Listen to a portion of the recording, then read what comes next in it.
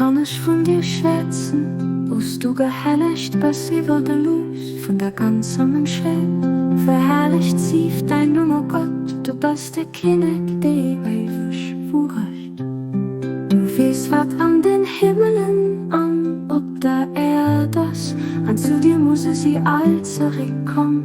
Du hörst den göttlich bestimmten Offenbarung, nur enger, präziser muss der Ruf geschickt.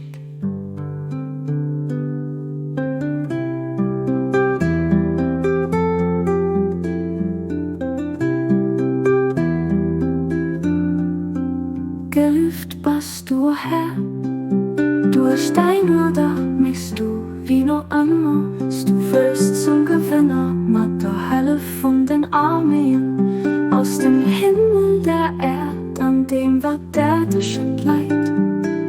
Du bist den höchsten Herrscher, der ewig wo rechten Herr, dem sein Mächtnisse überwannen ist.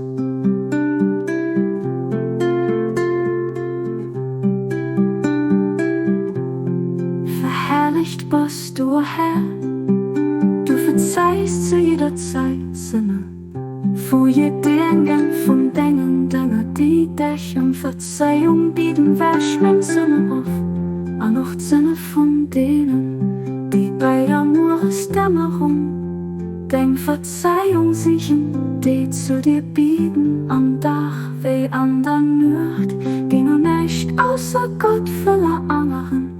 Die hier gehen war doch immer Gott, hinne gnädig zaugesteht, die dei Luf Mäus an Ovesphären, an net nur lesig sind, an ihre Pflichten.